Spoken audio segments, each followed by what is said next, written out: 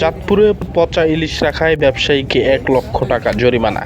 ইলিশ প্রজনন মৌসুমের নিষেধাজ্ঞা শেষ, আবারও জমে উঠেছে চাঁদপুরের বড় স্টেশনের মাছঘাট। তবে নিষেধাজ্ঞার সময় গোপনে ধরা ইলিশ দীর্ঘদিন সংরক্ষিত থাকায় সেগুলো পচে যায়।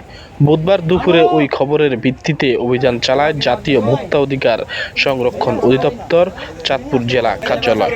অভিযানের সত্যতা পাওয়া গেলে হেলাল মাঝি নামে এক ব্যবসায়ীকে ট্রলার থেকে প্রায় ৩৫০ কেজি পচা ইলিশ জব্দ করা হয়। এই অপরাধে তাকে ভোক্তা অধিকার সংরক্ষণ আইন ২০০৯-এর আওতায় ১,০০,০০০ টাকা জরিমানা করা হয়।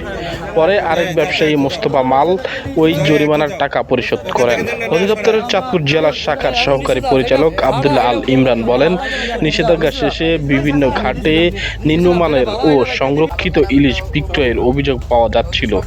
গোপন সংবাদের ভিত্তিতে যৌথ বাহিনীর সহায়তায় অভিযান চালিয়ে এসব পচা ইলিশ জব্দ করা হয়। পরে জব্দ করা ইলিশ কেরোসিন ঢেলে মাটি চাপা দিয়ে ধ্বংস করা হয় বলে জানিয়েছেন তিনি। মেহেরা শরীফ, চ্যানেল ফার্স্ট নিউজ 24।